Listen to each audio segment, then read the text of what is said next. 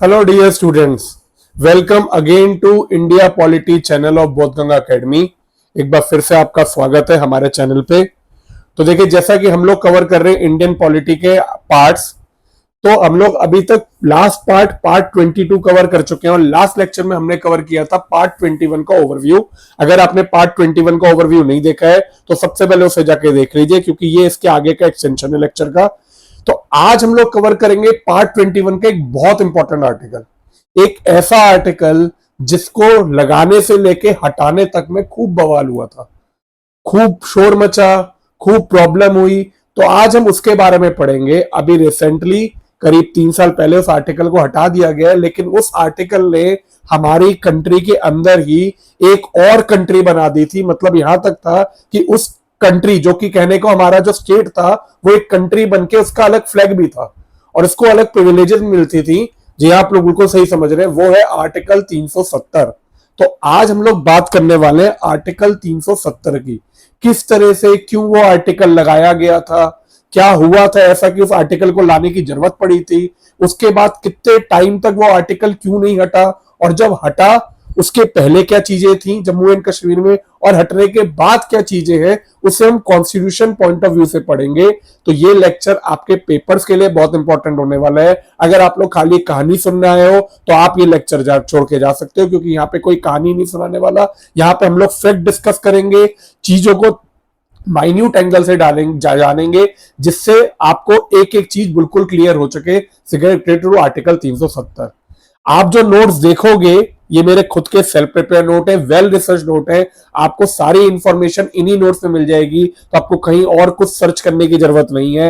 अगर आप ये लेक्चर पूरा ध्यान से देखते हो, you will be capable of answering every question related to article 370 of Jammu and Kashmir. तो स्टार्ट करने से पहले एक बार ओवरव्यू देख लेते हैं हम लोग क्या क्या पढ़ने जा रहे हैं आज के लेक्चर में। ठीक है, तो ये मैं आपको एक बार दिखा देता हूं। ये हमने पिछले लेक्चर में पढ़ा था, विच वॉज पार्ट 21, आर्टिकल 369 से 392 का ओवरव्यू लिया था, जिसमें मैंने आपको बताया था एक आर्टिकल है article 370 which is related to temporary provision of Jammu and Kashmir.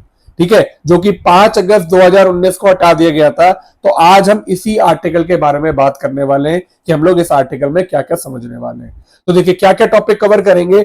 सबसे पहले हम लोग जानेंगे आर्टिकल 370 का ओवरव्यू, क्यों लाया गया था और क्या चीजें थी इसमें। फिर हम लोग बात करेंगे हिस्टोरिकल कॉन्टेक्स्ट, जैसे मैंने आपको बताया कि क्या वजह थी आर्टिकल 370। देखो, कोई भी चीज समझने से पहले आपको उसका बैकग्राउंड पता होना चाहिए कि वो चीज आई क्यों, तभी तो आप उसका वैल्यू समझोगे और क्यों हटाया गया वो समझोगे। तो पहले हिस्टोरिकल कॉन्टेक्स्ट डिस्कस करेंगे, उसके बाद हम जानेंगे आर्टिकल 370 में क्या क्या की प्रोविजन थे। ऑल्दो ये अब हट चुका है, सारे प्रोविजन भी हट चुके हैं, बट आज का प्रेजेंट सिनेरियो समझने से पहले हमें यह जानना जरूरी कि आर्टिकल 370 में ऐसी क्या क्या चीजें थी जो कि उसे अलग बनाती थी। फिर हम लोग बात करेंगे जम्मू एंड कश्मीर फ्लैग की। ये एक ऐसी चीज है, हो सकता है आपको पता भी नहीं हो, लेकिन जम्मू एंड कश्मीर जो कहने को इंडिया का स्टेट था, उसका एक अपना झंडा था। ठीक है, उसने अपना एक अलग ही झंडा बना रखा था आर्टिकल 370 के साथ में, जिससे क्या कहते हैं वो अपने इंडिया के इंडिपेंडेंस फ्लैग की जगह वो अपने फ्लैग को यूज करता था। फिर हम लोग जानेंगे आर्टिकल 35A के बारे में। Then we will talk about provision of Indian constitution not for Jammu and Kashmir. तो हम लोग ये थ्योरेटिकली ये समझने की कोशिश करेंगे कि जम्मू एंड कश्मीर में जो इंडियन कॉन्स्टिट्यूशन चल रहा है उसके क्या क्या प्रोविजन जो जम्मू एंड कश्मीर में थे ही नहीं। मतलब आर्टिकल 370 की वजह से क्या क्या आर्टिकल कॉन्स्टिट्यूशन की ऐसी चीजें थी जो जम्मू एंड कश्मीर में एप्लीकेबल थी नहीं बिफोर 2019, क्योंकि 2019 के बाद सारी चीजें, एक इंडिया पूरा यूनाइट हो चुका है, उसके बाद ये आर्टिकल हटा चुके हैं। तो इसके बारे में भी हम लोग जानेंगे।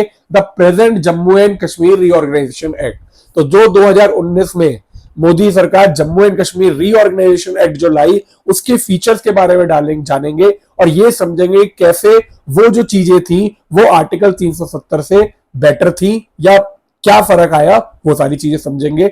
नेक्स्ट हम लोग जानेंगे पोस्ट 2019 डेवलपमेंट क्या क्या हुई है। इसके अलावा एक और important for paper point of view will be list of presidential order.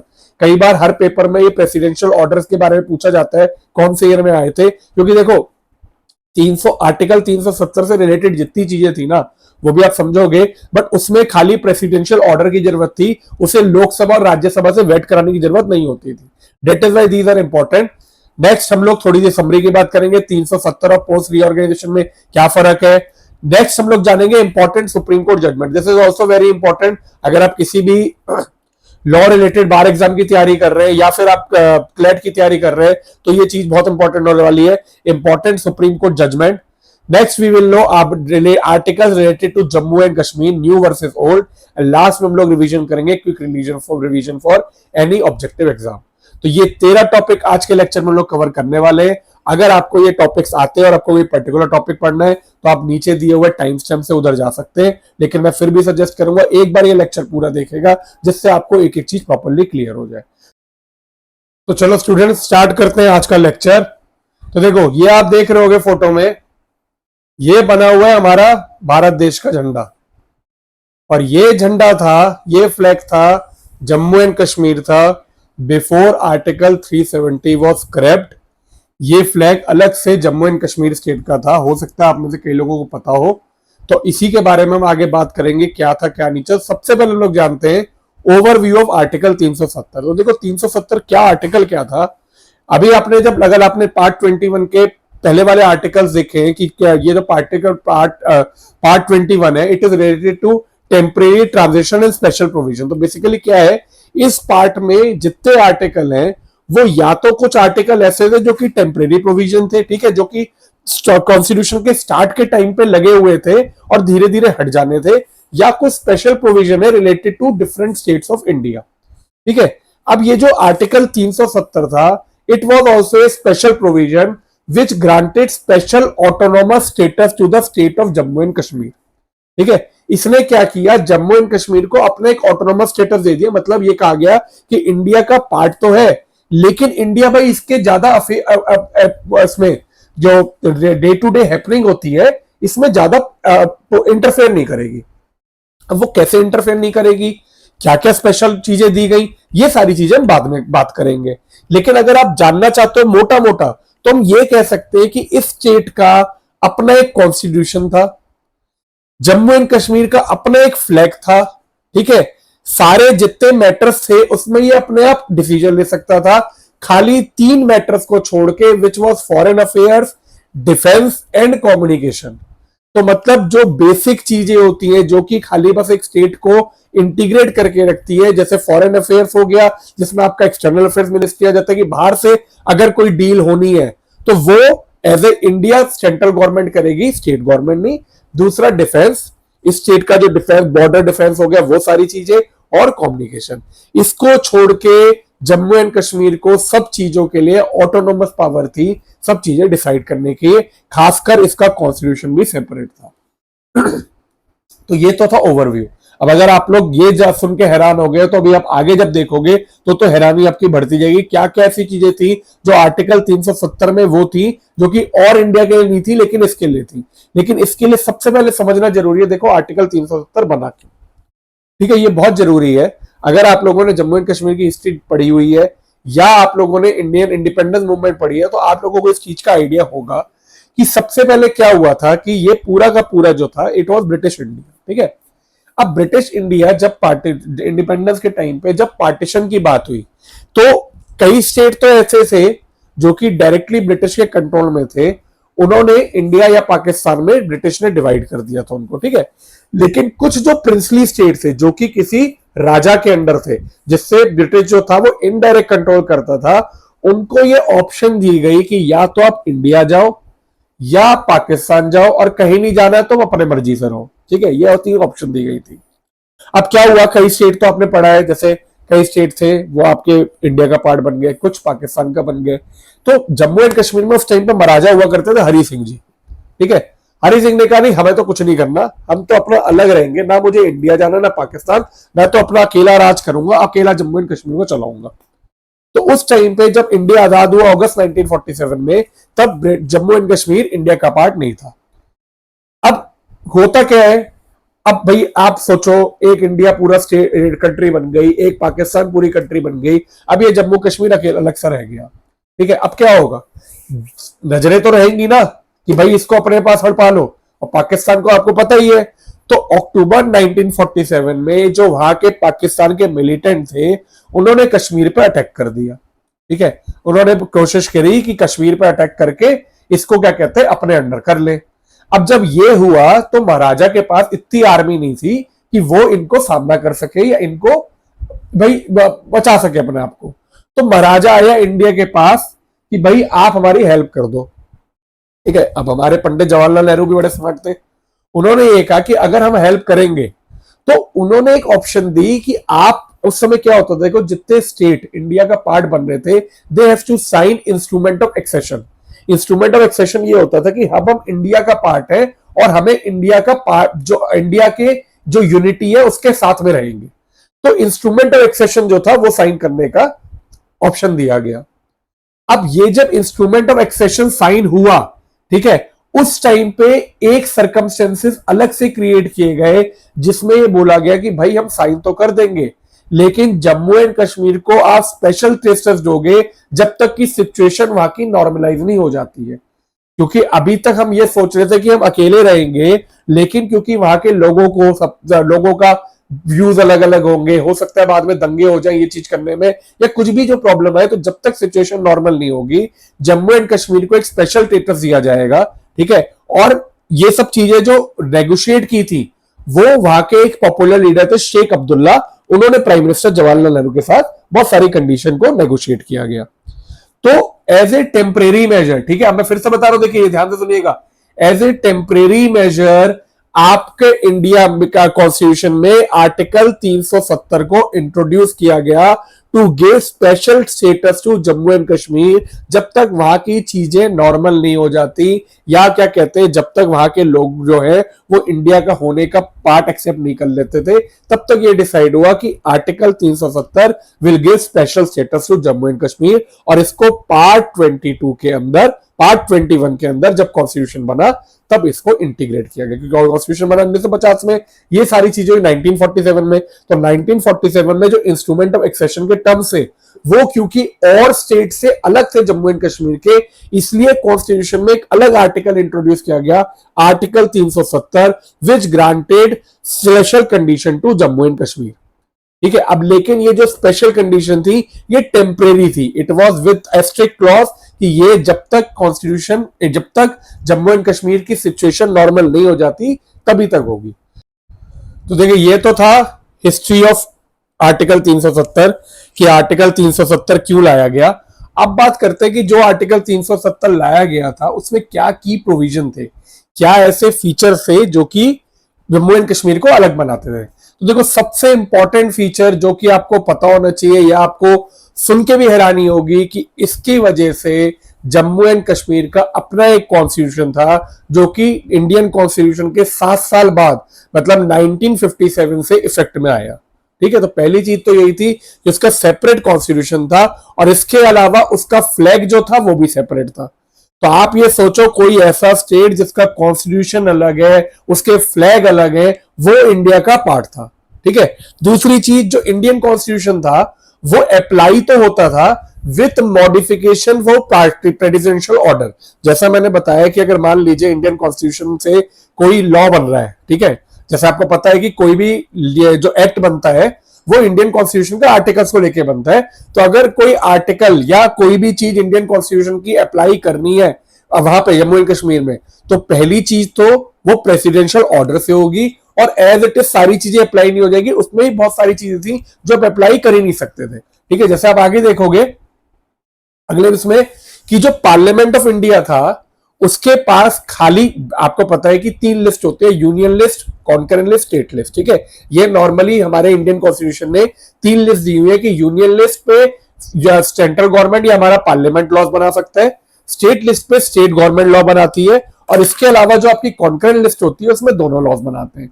लेकिन जम्मू एंड कश्मीर के लिए पार्लियामेंट ऑफ इंडिया खाली 3 सब्जेक्ट में मेनली लॉज बना सकता था, जो कि थे डिफेंस, एक्सटर्नल अफेयर्स और कम्युनिकेशन। इसके अलावा अगर कोई सपोर्ट के लिए लॉ बनाना है जब वहां के गवर्नमेंट को सपोर्ट करने के लिए तो वो अलग था, नहीं तो defence, external affair and communication. इसके अलावा कोई भी और लॉ अगर आपको जम्मू एंड कश्मीर में लगाना है तो आपको वहां की स्टेट गवर्नमेंट की कॉन्करेंस, उनकी रजामंदी चाहिए थी, उसके बिना आप नहीं लगा सकते थे। इसके अलावा अगले फीचर की बात करते हैं, यहाँ देखो, जैसे आपको पता होगा, अगर आपको यूएसए का आइडिया, तो आपको पता है यूएसए जो है उसके अंदर अलग अलग जो स्टेट्स है, तो यूएसए में ना डुअल सिटीजनशिप चलती है।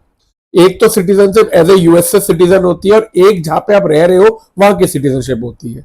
तो आपको हैरानी होगी, इंडिया में आपको पता है कि एक इंडियन सिटीजनशिप ही होती है, लेकिन यहाँ पे जम्मू एंड कश्मीर में क्या था, किसको सिटीजनशिप देनी है जम्मू एंड कश्मीर स्टेट की, वो स्टेट गवर्नमेंट के हाथ में था। मतलब अगर आप इंडिया के सिटीजन हो तो आप वहां पे जाके जम्मू एंड कश्मीर में जाके आप लैंड नहीं खरीद सकते थे। बहुत सारी ऐसी चीजें थी जो आप जम्मू कश्मीर में जाके नहीं कर सकते थे, क्योंकि जो लोग वहां के हैं, जो वहां के परमानेंट रेसिडेंट्स है जम्मू एंड कश्मीर पे, उन्हीं पे राइट था वहां पे प्रॉपर्टी ओन करने का, घर लेने का, और इसके अलावा भी काफी फैसिलिटी है वोट करने का। ये सारे राइट्स वहां के परमानेंट रेसिडेंट्स को थे, जो कि वहां की स्टेट गवर्नमेंट डिसाइड करती थी। कोई भी Indian citizen automatically Jammu and Kashmir का सिटीजन नहीं माना जा सकता था। ठीक है, तो ये, और इसके अलावा जो फंडामेंटल राइट्स हैं इंडियन कॉन्स्टिट्यूशन के, वो पूरे देश में तो थे, लेकिन जम्मू एंड कश्मीर में नहीं थे। तो आप मान लो, ना तो फंडामेंटल राइट थे, ना डीपीएसपी का कोई वो था।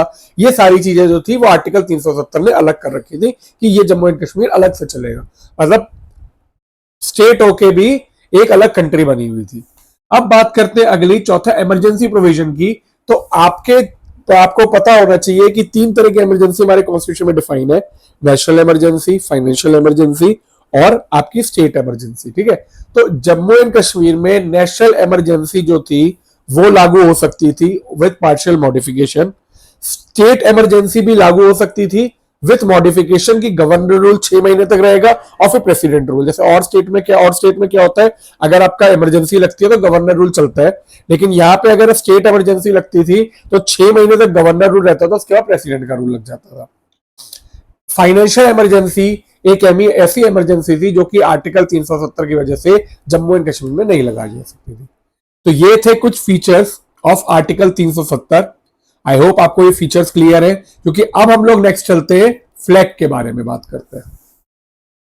तो जैसे मैंने बताया कि 1957 में जम्मू एंड कश्मीर का कॉन्स्टिट्यूशन आया था, लेकिन कॉन्स्टिट्यूशन आने से पहले ही जो जम्मू एंड कश्मीर की एक कॉन्स्टिट्यूएंट, अब देखो कॉन्स्टिट्यूशन आया होगा तो एक कॉन्स्टिट्यूएंट असेंबली बनी होगी, जैसे इंडिया में बनी थी कॉन्स्टिट्यूशन के लिए बी आर अम्बेडकर जी के अंडर, ऐसे ही उधर भी एक कॉन्स्टिट्यूशन असेंबली बनी थी। तो 7 जून 1952, ठीक है, 26 जनवरी 1950 को इंडिया का कॉन्स्टिट्यूशन आया है। 7 जून 1952 को जम्मू एंड कश्मीर की कॉन्स्टिट्यूएंट असेंबली मिली शेख मोहम्मद अब्दुल्ला की लीडरशिप में। ठीक है, वह जो उस समय प्राइम मिनिस्टर थे। अच्छा, अब दूसरी इंटरेस्टिंग थी, एक और चीज बताया, सुनिए। आपको ये पता है कि ये सारी चीजें जो थी महाराजा हरि सिंह ने करी थी। 1950 तक महाराजा हरि सिंह जो थे वो वहां के टाइटुलर किंग थे। ठीक है, मतलब क्राउन प्रिंस कह लो, या क्राउन प्रिंस नहीं, टाइटुलर किंग थे, मतलब टाइटुलर किंग था। लेकिन 1950 में जब मोनार्की अबॉलिश हुई तो उनका किंग का स्टेटस चला गया था। लेकिन उसके बाद जो जम्मू एंड कश्मीर था वहां पे प्राइम मिनिस्टर हुआ करता था, मतलब एक कंट्री में 2 प्राइम मिनिस्टर हुआ करते थे। एक हमारे पंडित जवाहरलाल नेहरू थे पूरे इंडिया के, और एक शेख अब्दुल्ला जो थे वो वहां जम्मू एंड कश्मीर के प्राइम मिनिस्टर थे। ठीक है, तो वहां के जो प्राइम मिनिस्टर थे, वहां के प्राइम मिनिस्टर ने कॉन्स्टिट्यूएंट असेंबली के सामने एक रेजोल्यूशन मूव किया, प्रस्ताव मूव किया to adopt a new flag for Jammu and Kashmir. और ये जो जम्मू एंड कश्मीर का, ये आप देख जो रहे हो, ये लाल कलर का झंडा with these stripe, this was adopted as a flag of Jammu and Kashmir, जो कि एक तरह से हम कह सकते हैं 2 प्रधान 2 निशान 2 विधान। ठीक है, 2 प्रधान यानी कि 2 पीएम थे, 2 निशान 2 फ्लैग हो गए, और 2 कॉन्स्टिट्यूशन। तो जम्मू एंड कश्मीर का इस तरह से सारी चीजें जो थी वो अलग थी। तो आपका ये जो फ्लैग है, that was the flag of Jammu and Kashmir. But as an Indian आज की डेट में ये फ्लैग हट गया है। आज खाली एक ही फ्लैग है जो कि पूरे इंडिया को लहराता है, जो कि 2019 में जब ये आर्टिकल हटाया गया उसके साथ ये सारी चीजें अबॉलिश कर दी गई। तो भैया जो लोग ये मानते हैं ना ये गलत हुआ, मुझे तो नहीं समझ में आता ये किस हिसाब से ये आप लोग मानते हो कि ये चीज गलत हुई है। एक देश में एक ही फ्लैग होना चाहिए, एक प्राइम मिनिस्टर होना चाहिए, जब तो एक कंट्री यूनाइट जब तो कहलाएगी। ठीक है, चेयर। ये था आपका फ्लैग के बारे में। अब हम लोग बात करते हैं आर्टिकल 35A। अब देखो आर्टिकल 35A जो है, ठीक है, ये बेसिकली क्या था। अब आपको आर्टिकल 370 तो समझ में आ गया, लेकिन आर्टिकल 370 के बाद जो आर्टिकल 35A था, इट वॉज एडेड, फिर से बता रहा हूं, ये बहुत इंपॉर्टेंट पॉइंट है पेपर के लिए। It was not added by Indian parliament, it was added through a presidential order in 1954। President ने ऑर्डर निकाला आर्टिकल 370 को रिलेट करते हुए 1954, ठीक है। इसे डायरेक्टली प्रेसिडेंट पावर से आर्टिकल 370 के अंडर जो प्रेसिडेंट को पावर दी गई है उसके साथ में आर्टिकल 35A को सीधे ऐड किया गया था, जिसमें there were special privileges provided to permanent resident of Jammu and Kashmir. मतलब जो जम्मू एंड कश्मीर के रेसिडेंट थे उनको अलग से एक आर्टिकल के थ्रू स्पेशल प्रिविलेजेस भी दी गई।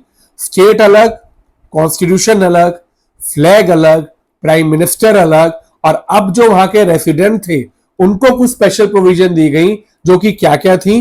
देखो, सबसे पहले तो जो जम्मू एंड कश्मीर का स्टेट लेजिस्लेचर था, यह कहा गया कि खाली उसी के पास पावर है जम्मू एंड कश्मीर के परमानेंट रेसिडेंट बनाने की।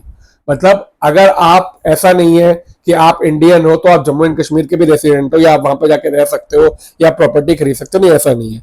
जो जम्मू एंड कश्मीर का स्टेट लेजिस्लेचर था, जैसे मैंने आपको पहले बताया, खाली उसी के पास पावर है to make Jammu and Kashmir a permanent resident. वहां पे कौन परमानेंट रेसिडेंट होगा उसी को बताना है। दूसरा, जो परमानेंट रेसिडेंट के पास स्पेशल पावर थी या स्पेशल राइट एंड प्रिविलेजेस, वो क्या थी? पहला, खाली जम्मू एंड कश्मीर के जो रेसिडेंट है वो आपकी रेसिडेंशियल प्रॉपर्टी, रहने की जगह या जमीन वहां पे खरीद सकते थे, ठीक है। कोई भी नॉर्मल रेसिडेंट इंडिया का नहीं खरीद सकता। गवर्नमेंट जॉब जो स्टेट गवर्नमेंट में है वो खाली जम्मू एंड कश्मीर के परमानेंट रेसिडेंट को मिलेगी। स्कॉलरशिप मिल रही है, सेटलमेंट है ये, या फिर क्या कहते हैं स्टेट स्टोन पर कोई भी स्कॉलरशिप है, या यहां तक कि इलेक्शन भी अगर कंडक्ट वो करने हैं, लड़ने हैं, तो ये सारे के सारे जो राइट्स है they were given only to permanent resident of Jammu and Kashmir. कोई भी फंडामेंटल राइट जो था जम्मू एंड कश्मीर में अगर वायलेट भी होता तो आप उसको चैलेंज नहीं कर सकते हो फंडामेंटल राइट के। तो ये सारी चीजें, मतलब right to equality, right to जो equality before law, right to freedom expression, ये सब तो यहाँ पे चलने ही नहीं थे।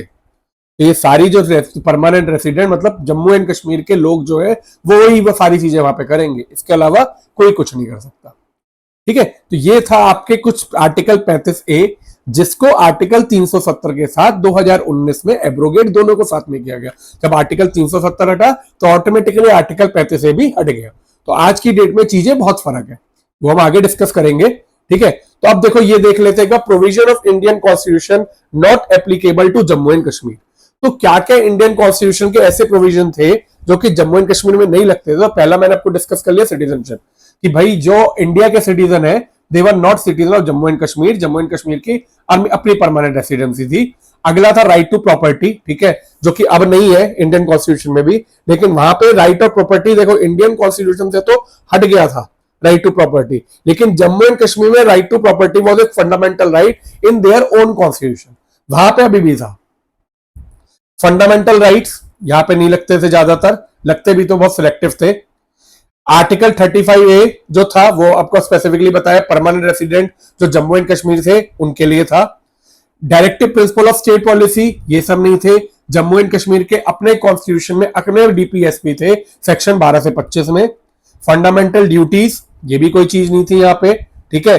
स्टेट गवर्नमेंट का स्ट्रक्चर जो होता था, ठीक है, जैसे आपने बताया कि आप जो हमारा पार्ट 6 है इंडियन कॉन्स्टिट्यूशन का, वो स्टेट गवर्नमेंट का ना पूरा स्ट्रक्चर बताता है, कैसे लेजिस्लेचर होगा, क्या होगा।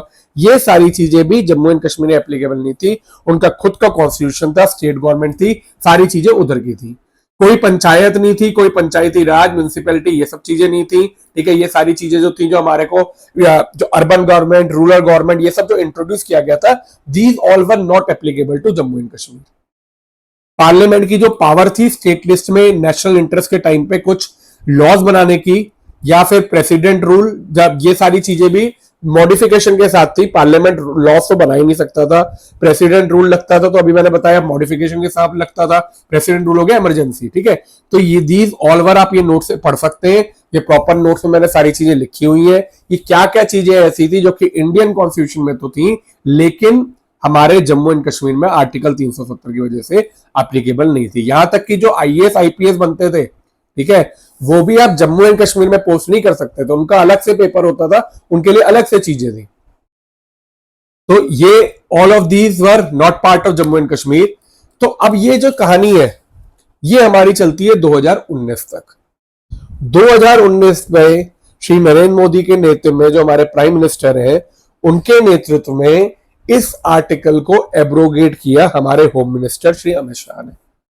तो 2019 में आया Jammu and Kashmir reorganisation act, ठीक है, आर्टिकल 370। अगर आपने मूवी नहीं देखी है तो मैं आप सजेस्ट करूंगा तो जरूर से देखो, क्योंकि इसमें ये सारी चीजें आपको पता चलेंगी। तो खैर 2019 31 अक्टूबर 2019 को एक एक्ट इंप्लीमेंट हुआ which was called Jammu and Kashmir reorganisation act, ठीक है। इससे सबसे पहले क्या किया, 370 को जो स्पेशल स्टेटस मिलता था जम्मू एंड कश्मीर को उसको हटा दिया गया। एंड जम्मू एंड कश्मीर को उसने उस टाइम पे 2 यूनियन टेरिटरीज में डिवाइड कर दिया। एक बनाया जम्मू एंड कश्मीर जिसमें लेजिस्लेचर था, मतलब अपनी खुद का एक लेजिस्लेचर दिया, और एक यूनियन टेरिटरी बनाई लद्दाख जिसमें लेजिस्लेचर नहीं था, मतलब जो डायरेक्टली सेंट्रल गवर्नमेंट के कंट्रोल में है, उससे कोई लेजिस्लेचर नहीं है। 2 यूनियन टेरिटरी बना दी गई, जम्मू एंड कश्मीर और लद्दाख। और जितने सेंट्रल लॉ जो अभी तक पूरी इंडिया पे एप्लीकेबल थे, जम्मू एंड कश्मीर भी was bought under those act, उसमें क्या कहते हैं ये सारे एक्ट सारे के सारे एप्लीकेबल होंगे। तो अब ये देखो, जो एक आर्टिकल टेम्परेरी प्रोविजन के लिए जब तक सिचुएशन नॉर्मल नहीं होनी थी उसे 1950 में इंट्रोड्यूस किया गया था, उसे खत्म करते करते 2019 में जाके ये आर्टिकल को एब्रोगेट किया गया, जो कि आइडियली 8 या 10 साल के अंदर हो जाना चाहिए था। उसको इतना टाइम लगा इस आर्टिकल को खत्म करने में, क्योंकि साफ साफ कॉन्स्टिट्यूशन में लिखा था it was a temporary provision until situation became normal. लेकिन ना सिचुएशन कभी बनाने को नॉर्मल हुई और ना उस आर्टिकल को हटाने का कोशिश की गई। तो खैर 31 अक्टूबर 2019 को जब आर्टिकल ये हटा, तो देखो इसकी कहानी भी कोई आसान नहीं है कि बस खा और हट गया। इसमें बहुत सारी चीजें की गई थी जो कि हम लोग आगे डिस्कस करेंगे कैसे हुआ, लेकिन उससे पहले समझते हैं कि 370 के क्या क्या की प्रोविजन थे। अब अगर आप आर्टिकल 370 के समझ चुके होंगे तो अब इसमें की प्रोविजन इसके क्या थे। पहला की प्रोविजन था जम्मू एंड कश्मीर को 2 पार्ट्स में बांट दिया गया, 2 यूटी, स्टेट नहीं रखा गया अभी, 2 यूटी बनाई गई, एक जम्मू एंड कश्मीर और एक लद्दाख। मतलब जो हमारा स्टेट था जम्मू एंड कश्मीर को आज की डेट में वो 2 यूनियन टेरिटरी में डिवाइड हो गया है, एक है जम्मू एंड कश्मीर और दूसरा लद्दाख। जम्मू एंड कश्मीर यूटी में 22 डिस्ट्रिक्ट दी गई और एक लेजिस्लेटिव असेंबली दी गई। लद्दाख यूटी में 2 डिस्ट्रिक्ट दी गई, लेह और कारगिल, ठीक है। तो लद्दाख में जो हमारा बहुत सेंसिटिव पॉइंट है, जहां से आप कह लो घुसपैठिए या जो टेररिस्ट अटैक बहुत ज्यादा होते हैं, लेह और कारगिल, वो डायरेक्टली सेंट्रल गवर्नमेंट ने एक गवर्नर को वहां पर अपॉइंट किया गया विदाउट लेजिस्लेचर और इसके कंट्रोल में डाला गया है लद्दाख यूटी को, ठीक है। सेकंड स्टेप क्या किया गया, वहां पे डिलिमिटेशन कमीशन को सेटअप किया गया। इसके जो हेड थे तो जस्टिस रंजना प्रकाश देसाई, ठीक है। डिलिमिटेशन कमीशन ने क्या, आपको अगर आपको नहीं आइडिया तो मैं बता देता हूं। डिलिमिटेशन कमीशन का काम क्या होता है कि जो सीट्स होती है उनको रीडिस्ट्रीब्यूट करना। देखिए क्या होता है कि जब आप लोकसभा में, आपको पता है हर एक स्टेट का एक पोर्शन होता है सीट्स का, ऐसे ही हर एक जो स्टेट होता है उसमें एक लेजिस्लेटिव असेंबली में नंबर ऑफ सीट्स होती है जो कि पॉपुलेशन के हिसाब से डिसाइड की जाती है। इसको अलग से लेक्चर में पूरा डिटेल में डिस्कस करेंगे। लेकिन अभी के लिए आपको मैं बता दूं कि डिलिमिटेशन कमीशन से बेसिकली इलेक्शंस की जो नंबर ऑफ सीट्स होती है उनको चेंज किया जाता है depending on boundaries and except और डिफरेंट थिंग्स। तो जब ये कमीशन की रिपोर्ट आई तो उस टाइम पे जो जम्मू एंड कश्मीर का लेजिस्लेचर बना था उसकी सीट 107 से 114 इंक्रीज की गई, ठीक है। 107 जो था वो इंडिपेंडेंस के टाइम से जो था वो था, लेकिन इस टाइम पे 114 सीट की गई इसकी। 114 सीट में से 90 सीट तो रखा गया जम्मू एंड कश्मीर के लिए जो हमारे पास प्रेजेंट है। 24 सीट आज की डेट में भी रखी जाती है पीओके के लिए, मतलब पाकिस्तान ऑक्यूपाइड कश्मीर। इंडिया उसे आज तक अपना ही पार्ट मानता है, इसलिए चाहे वो सीट्स नहीं भरती हैं तो भी 24 सीट्स जो है they are kept for Pakistan occupied Kashmir. 90 में से 43 जम्मू रीजन को दी गई और 47 कश्मीर रीजन को दी गई। इनमें से 7 जो है वो एससी के लिए रिजर्व की गई और 9 एसटी के लिए रिजर्व की गई, ठीक है। लोकसभा सीट जो है वो 6 दी गई है जम्मू एंड कश्मीर को, मतलब लोकसभा इलेक्शन में 6 सीटें जो है वो जम्मू एंड कश्मीर टेरिटरी को, जिसमें 5 जम्मू एंड कश्मीर की है और 1 लद्दाख की है। इसके अलावा अगला प्रोविजन ये भी था कि एक कॉमन हाईकोर्ट सेटअप किया गया जम्मू एंड कश्मीर और लद्दाख के लिए, जो कि सुप्रीम कोर्ट जुरिस्डिक्शन के अंडर था। आर्टिकल 35A को रिपील किया गया और जितने सेंट्रल लॉ थे वो सारे जम्मू एंड कश्मीर में भी लगाए गए। ठीक है, इसके अलावा जो जम्मू एंड कश्मीर की एडमिनिस्ट्रेशन थी, it was to be carried out under article 239A। तो अब ये कॉन्स्टिट्यूशन का जो आर्टिकल 239A है, it give guideline to carry out, क्या कहते हैं उसे, जो यूनियन टेरिटरीज होती हैं उसको एडमिनिस्ट्रेट करने की सारी गाइडलाइन दी हुई है। तो जम्मू एंड कश्मीर को भी कहा गया कि उसी आर्टिकल 239 के ए के अकॉर्डिंग मॉनिटर किया जाएगा। तो अब सारी चीजें पूरी इंडिया को एक लॉ, एक लाठी से हाका जाने का, फ्लैग व्लैग सब एलिमिनेट हो गए। तो सुन के भी कितना सही लगता है आप लोगों को, देखो कि अब ये इंडिया पूरा एक हो गया। तो अब बात करते हैं कि ये चीज हुई कैसे। ठीक है, अभी ऐसा नहीं था कि खाली एक चीज हुई। आप ये समझो, जम्मू एंड कश्मीर में 2019 से पहले एक स्टेट गवर्नमेंट चल रही थी। उस स्टेट गवर्नमेंट के पास राइट था सारे लॉज बनाने का। तो अब ऐसी क्या चेंजेस किए गए कि पार्लियामेंट के पास ये पावर आए कि आर्टिकल 370 को हटा सके। पहले तो ये समझेंगे। उसके बाद दूसरी चीज कि अगर वो पावर लानी है तो मुझे क्या क्या चेंजेस करने पड़े हमारे कॉन्स्टिट्यूशन में, उस चीज को समझेंगे। ठीक है, तो ये बहुत इंटरेस्टिंग चीज है, बहुत ध्यान से समझिएगा। कहने को तो बहुत बड़े लेक्चर में समझाई जा सकती है, लेकिन मैं आपको बहुत ब्रीफ में समझाऊंगा जिससे आपको थोड़ा आइडिया हो जाए कि ये चीज कैसे की गई। तो देखो, ये बात करते हैं कि आर्टिकल 370 को एब्रोगेट किया कैसे, बहुत इंटरेस्टिंग है। तो देखो, सबसे पहले इसे समझने से पहले हमें यह समझना पड़ेगा कि ऑल्दो आर्टिकल 370 एक टेम्परेरी प्रोविजन था, बट उसे 2019 तक एब्रोगेट किया क्यों नहीं जा सका। तो देखो, मैं आपको सबसे पहले ये बता दूं, देखो आर्टिकल 370 के एक आर्टिकल का पार्ट था 373। इसमें यह लिखा हुआ था, आप देख भी सकते हो नोट्स में लिखा हुआ है, प्रेसिडेंट में बाय पब्लिक नोटिफिकेशन। मतलब आर्टिकल 370 ने एक तो सारी पावर प्रेसिडेंट को दी थी, क्योंकि हमारा पार्लियामेंट का कोई रोल नहीं था, तो प्रेसिडेंशियल ऑर्डर से हर एक चीज जो थी वो आर्टिकल 370 पे लागू होती थी। ठीक है, लेकिन आगे देखिए लाइन क्या लिखी है, president by public notification declare that this article shall cease to be operative. मतलब ये आर्टिकल को अगर खत्म करना है तो प्रेसिडेंट एक पब्लिक नोटिफिकेशन निकाल सकता है, provided after the recommendation of constituent assembly of the state. This was the thing which was very important, जिसको समझना है, recommendation of constituent assembly of state. अब देखिए, मैंने आपको बताया कि जम्मू एंड कश्मीर का अपना खुद का कॉन्स्टिट्यूशन था। अब जब ये कॉन्स्टिट्यूशन था 1957 में, जो कॉन्स्टिट्यूएंट असेंबली सेटअप हुई थी, उसने एक अपना टेम्परेरी प्रोविजन के हिसाब से एक ये पूरा का पूरा कॉन्स्टिट्यूशन जम्मू एंड कश्मीर का बनाया। अब ये क्लॉज डाला गया कि जब तक कॉन्स्टिट्यूएंट असेंबली नहीं बोलती है तब तक इस आर्टिकल को ऑब्रोगेट नहीं किया जाएगा। पर इंटरेस्टिंग बात क्या थी कि 1957 में ही कॉन्स्टिट्यूएंट असेंबली को उसके बाद क्या कहते हैं, डिसॉल्व कर दिया गया। मतलब एक कॉन्स्टिट्यूएंट असेंबली बनी, उसने एक कॉन्स्टिट्यूशन बना दिया। ठीक है, कॉन्स्टिट्यूशन बनाने के बाद 1957 में उस कॉन्स्टिट्यूएंट असेंबली को डिसॉल्व कर दिया। मान लो अगर क्या कहते हैं हमारे कॉन्स्टिट्यूशन में, ऐसे समझो, मान लो हमारे कॉन्स्टिट्यूशन में अमेंडमेंट का क्लॉज नहीं दिया होता और जब B.R. अम्बेडकर बना रहे थे तो ये लिख दिया होता कि जब कॉन्स्टिट्यूएंट असेंबली चाहेगी तभी ये कॉन्स्टिट्यूशन अमेंड हो सकता है। तो क्या होता कि जब कॉन्स्टिट्यूएंट असेंबली खत्म हुई 1950 के बाद, तो उसके बाद से कॉन्स्टिट्यूशन में कोई अमेंडमेंट हो ही नहीं पाती। तो सेम चीज इन्होंने की कि आर्टिकल 370 जो है वो प्रेसिडेंट जब ही हटा सकते हैं जब आपका कॉन्स्टिट्यूएंट असेंबली का रिकमेंडेशन हो।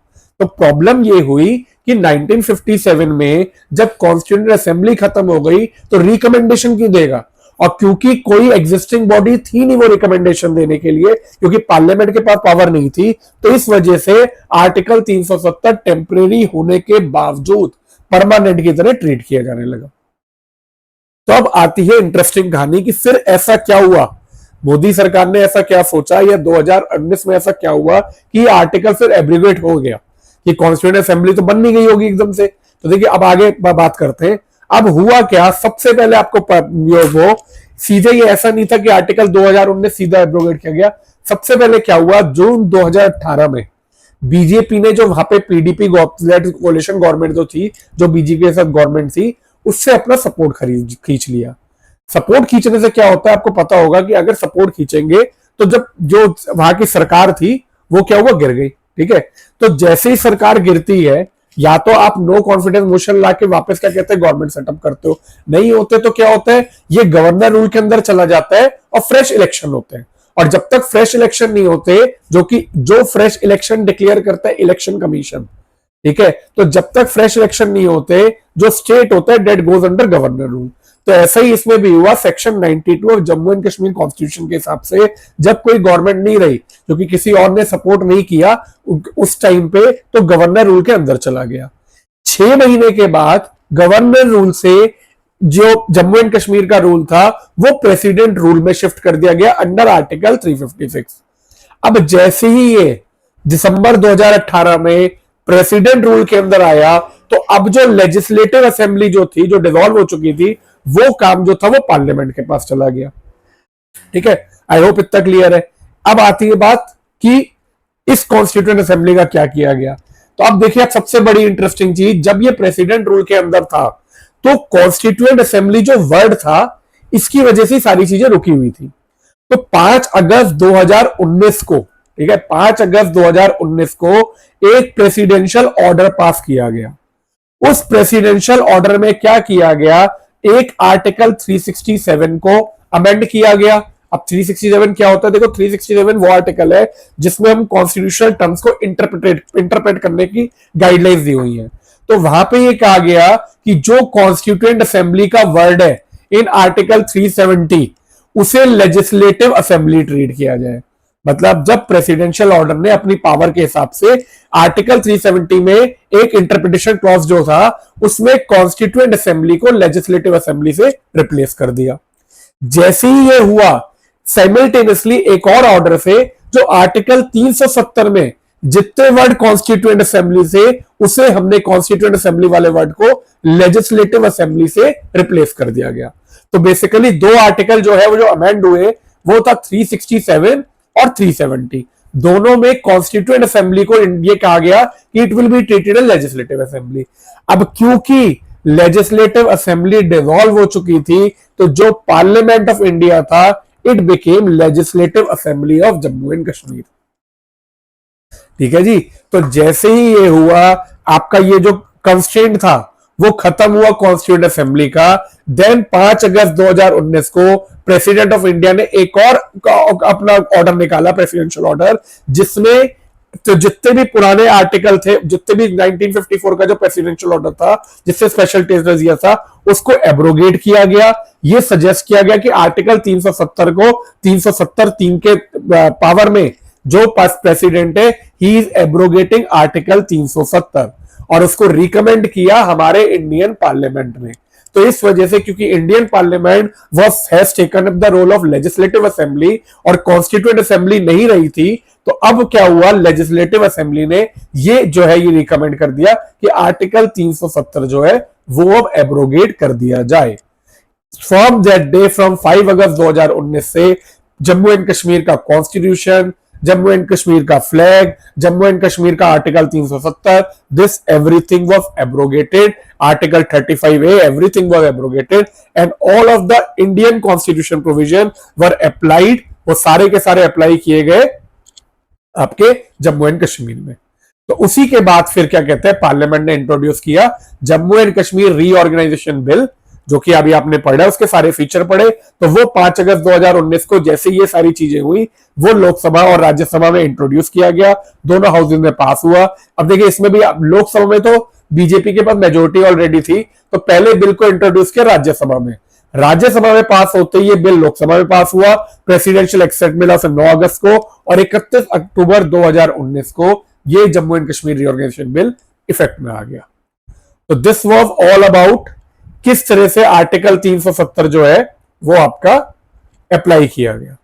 तो आई होप अब आपको ये क्लियर हुआ हो कि क्या क्या स्टेप्स लिए गए। देखो, ये पेपर के हिसाब से जरूरी नहीं है, बस एज ए इंडियन स्टूडेंट, और आगे आप लोग जब कॉम्पिटिटिव एग्जाम की तैयारी कर रहे हो तो ये चीजें क्लियर होना बहुत जरूरी है कि किस तरह से चीजों को इंडियन गवर्नमेंट ने हैंडल की। अब बात करते हैं पोस्ट 2019 डेवलपमेंट की। अब देखो, ये हो गया। अब उसके बाद 2019 के बाद आपको ये पता है कि भाई हमारे एक Jammu and Kashmir union territory बन गई, एक लद्दाख यूनियन टेरिटरी बन गई। तो अब उसके बाद क्या क्या हुआ, अब उसकी बात करते हैं। तो Jammu and Kashmir reorganisation act 2019, ठीक है, ये आ चुका है। फिर उसके बाद एक अमेंडमेंट एक्ट आया, उसमें 10% ईडब्ल्यूएस कोटा जो है वो जम्मू एंड कश्मीर में एक्सटेंड किया गया, ठीक है। उसके बाद एक आया Jammu and Kashmir official language act 2020 में, जिसमें हिंदी, इंग्लिश, उर्दू, डोगरी, कश्मीरी, ये 5 जो है वो जम्मू एंड कश्मीर की ऑफिशियल लैंग्वेजेस डिक्लेयर की गई। नेक्स्ट उसके बाद कुछ और भी एक्ट निकाले गए, आप इसे नोट्स में पढ़ सकते हैं आराम से, ये इतने डिस्कस करने में जरूरी नहीं है, but these were all of the steps that were taken post 2019। इन सबको आप नोट से प्रॉपर्ली पढ़ सकते हैं, जो इंपॉर्टेंट चीज थी वो मैंने डिस्कस कर ली है। अब हम लोग बात करते हैं नेक्स्ट चीज की, समरी। अगर समरी में देखना चाहे तो देखो, अगस्त 2019 में पास हुआ, 31 अक्टूबर 2019 में एक्ट आया, reorganise the state of Jammu and Kashmir after abrogation of 370। 2 union territory बनी, जम्मू एंड कश्मीर और लद्दाख। नंबर ऑफ सीट्स जो थी वो 107 से 114 बढ़ा दी गई, जिसमें से 24 जो है वो पीओके के लिए रिजर्व है और 90 जो है वो एट प्रेजेंट वो है। उसमें कुछ एससी एसटी के लिए रिजर्व थी। लद्दाख में कोई लेजिस्लेचर नहीं है। लोकसभा सीट की बात करें तो जम्मू एंड कश्मीर में लोकसभा सीट जो है 5 है, ठीक है, और 1 लोकसभा सीट लद्दाख की है, टोटल 6 है, और राज्यसभा में 4 सीट है जम्मू एंड कश्मीर की, लद्दाख की कोई नहीं है। दोनों यूटी को अभी हेड कर रहे हैं lieutenant governor. Hindi, English, Urdu, Dogri, Kashmir, 5 ये है जो कि ऑफिशियल लैंग्वेज है, और सारे के सारे जो आर्टिकल है वो सारे अब एप्लीकेबल है, एंड आर्टिकल 370 और 35A ये दोनों एब्रोगेट हो चुके हैं। तो this was everything about article 370, किस तरह से हुआ, क्या हुआ। लास्ट में आपकी प्रेसिडेंशियल ऑर्डर जो है वो आप ये गो थ्रू कर सकते हैं, देख सकते हैं आप, ये नोट्स में मैंने ये सारे डाले हुए हैं किस तरह से। इसमें मेन जो था एक सबसे इंपॉर्टेंट ये था 1950 में, तो ठीक है आपका वो 1954 में जो आपको स्पेशल स्टेटस दिया था, इंसर्टेड आर्टिकल 35A, ठीक है, ये सारी की सारी जो चीजें थी वो किया गया, और बहुत सारी जो चीजें इंडियन कॉन्स्टिट्यूशन की वो with modification Jammu and Kashmir में अप्लाई की गई। फिर उसके बाद धीरे धीरे इंडिया, जम्मू एंड कश्मीर का खुद का कॉन्स्टिट्यूशन आ गया, तो फिर धीरे धीरे ये सारी चीजें होती। तो आप अगर मोटा मोटा ये समझना चाहे कि पहले आर्टिकल 370 और जम्मू एंड कश्मीर में क्या फर्क था, तो आप ये देख सकते हो। देखो सबसे बड़ा फर्क तो क्या था कि आर्टिकल 370 में 370 और 35 स्पेशली जम्मू एंड कश्मीर के लिए थे, अब ऐसा कुछ भी नहीं है। दूसरा, जम्मू एंड कश्मीर का पहले स्पेशल स्टेटस था, अब दोनों यूनियन टेरिटरी, एक जम्मू एंड कश्मीर और एक लद्दाख यूनियन टेरिटरी बनी हुई है। आज की डेट में इंडियन कॉन्स्टिट्यूशन के जितने लॉज हैं वो सारे के सारे जम्मू एंड कश्मीर में एप्लीकेबल है। पहले खाली Indian government defence, foreign affair और कम्युनिकेशन पे लॉज बना सकती थी। जम्मू एंड कश्मीर का पहले खुद का एक कॉन्स्टिट्यूशनल लेजिस्लेटिव असेंबली थी, लेकिन आज की डेट में जम्मू एंड कश्मीर एक यूनियन टेरिटरी है जिसमें लेजिस्लेटिव असेंबली है, जैसे कि दिल्ली, पुडुचेरी, इन सब में, लेकिन लद्दाख में कोई लेजिस्लेचर नहीं है, कोई आर्टिकल 35 नहीं है, सारे के सारे राइट जो है ऐसा वो है, ठीक है। तो ये सारी चीजें जो है दीज आर डिफरेंसेस जो कि आप गो थ्रू कर सकते हो। अब हम लोग लास्ट समझते हैं सुप्रीम कोर्ट, ठीक है। अब देखो सब चीजें हो गई, आर्टिकल हट गया, सब चीजें हो गई, लेकिन आपको पता है कोई भी जो शांति से तो नहीं बैठेंगे, हर एक चीज सुप्रीम कोर्ट तक जरूर जाएगी, ठीक है। तो अब इसमें टॉपिक में हम लोग देखेंगे सुप्रीम कोर्ट जजमेंट और आर्टिकल 370। अभी नहीं, बहुत टाइम से क्या कहते हैं अलग अलग चीजों पे चैलेंज किया जा रहा है, ठीक है। सुप्रीम कोर्ट में बहुत सारे केस जाते हैं, तो आज हम लोग समझेंगे क्या क्या वो जजमेंट है जो कि सुप्रीम कोर्ट की इंपॉर्टेंट है। तो देखो सबसे पहले 1959 में Premnath Kaul versus state of Jammu and Kashmir, इसमें ये बोला गया था कि जो आर्टिकल 370 है, ठीक है, उसमें जितने डिसीजन लिए जाएंगे it will be based on concurrence of Jammu and Kashmir constituent assembly according to constitution. फिर 1969 में यह कहा गया था कि अगर Jammu and Kashmir constituent assembly जो है वो डिसॉल्व भी हो जाती है, क्वेश्चन ये आया था कि वो डिसॉल्व हो जाती है तो क्या पार्लियामेंट सारे लॉज बना सकता है, तो ये बोला गया था तब भी आर्टिकल 370 जो है वो चलता रहेगा, मतलब पार्लियामेंट के पास ये पावर नहीं होगी कि वो इस तरह के लॉ फ्रेम कर सके। 2023 ये सबसे इंपॉर्टेंट था, ठीक है, it upheld the abrogation of article 370 as constitutional. इसकी कहानी समझते हैं, देखो क्या था। ये जो केस है ये doctor Shah Faisal versus union of India माना जाता है, एब्रोगेशन चैलेंज, ठीक है। तो हुआ क्या, जब ये डिक्लेयर किया गया तो बहुत सारी पिटीशन 2300 यहाँ पे 23 से लेके 30-35 पिटीशन जो है वो सुप्रीम कोर्ट में डाली गई challenging this order, presidential order. क्या क्या चैलेंजेस क्या कहते हैं, अब ये समझना बहुत जरूरी। देखो पहली चैलेंज ये थे कि क्या प्रेसिडेंट ये अपनी पावर जो है आर्टिकल 373 में यूज करके जम्मू एंड कश्मीर को डिसॉल्व होने के बाद, मतलब कॉन्स्टिट्यूएंट असेंबली डिसॉल्व होने के बाद क्या प्रेसिडेंट अपनी ये पावर यूज कर सकता है, और क्या एक स्टेट एक यूनियन टेरिटरी में चेंज किया जा सकता है अंडर आर्टिकल 3, ठीक है। और जो प्रेसिडेंट रूल लगा और इसके बाद जो एक्शन ले गए, क्या ये अंडर कॉन्स्टिट्यूशन आते हैं नहीं आते हैं। तो ये जो केस था ये 5 जज बेंच ने पूरे 16 दिन तक सुना 2023 में। तो ये एक सबसे बड़ा लॉन्गेस्ट कॉन्स्टिट्यूशनल हियरिंग केस है। और क्या डिसीजन लिए गए इसे समझिए। तो देखिए सबसे पहले ये कहा गया, हमारे चीफ जस्टिस डीवाई चंद्रचूड़ जो थे और साथ में और जो जजेस थे, तो सबने सबसे पहले तो यूनानिमस डिसीजन था कि जो आर्टिकल 370 का जो गवर्नमेंट का डिसीजन है एब्रोगेट करने का वो ठीक है ना। सबसे पहले तो यही देखा गया आर्टिकल 370 टेम्परेरी था, अगर कोई चीज टेम्परेरी थी तो उसे क्यों खींच रहे हो, उसको खत्म किया जाएगा। ये आर्टिकल 370 आया था जम्मू एंड कश्मीर का इंटीग्रेशन करने के लिए यूनियन ऑफ इंडिया में। जब वो हो चुका, जब जम्मू एंड कश्मीर अब इंटीग्रल पार्ट बन चुका, तो कोई वजह नहीं थी कि आर्टिकल 370 को चलाया जाए। दूसरा, प्रेसिडेंट जो था, अब ये चीज कहा जाती है कि प्रेसिडेंट कोई भी डिसीजन अगर गलत फेट में ले रहा है तो वो डिसीजन जो है that will be non constitution. तो ये बोला गया कि ये जो प्रेसिडेंशियल ऑर्डर इशू किए गए इसमें कोई भी बैड जजमेंट या बैड कोई गलत इंटेंशन नहीं किए गए। जो पावर आर्टिकल 370(3) के अंडर प्रेसिडेंट को दी गई है उसमें यह लिखा था कॉन्स्टिट्यूएंट असेंबली होनी चाहिए। अगर कॉन्स्टिट्यूएंट असेंबली नहीं है तो जो भी लेजिस्लेटिव असेंबली काम कर रही है उसके बिहाफ पे ये ऑर्डर इशू किए जा सकते हैं। तो ऑर्डर भी अनकॉन्स्टिट्यूशनल नहीं थे, क्योंकि बहुत स्मार्टली कॉन्स्टिट्यूएंट असेंबली को पहले ही लेजिस्लेटिव असेंबली में चेंज कर दिया गया था। इसके बाद बात करें तो जम्मू एंड कश्मीर को जो स्टेटस है यूनियन टेरिटरी का, वो सुप्रीम कोर्ट ने कहा वो एक टेम्परेरी है।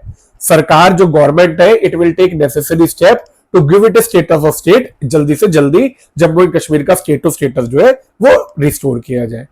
उसके बाद इलेक्शन कराने की बात कही गई, तो इलेक्शन हो चुके जम्मू एंड कश्मीर में एट प्रेजेंट, आपको पता है, ठीक है। एंड लास्ट में establishment of truth and reconciliation commission, ये एक एस्टेब्लिशमेंट करने की बात की गई। तो this was all about article 370, ठीक है।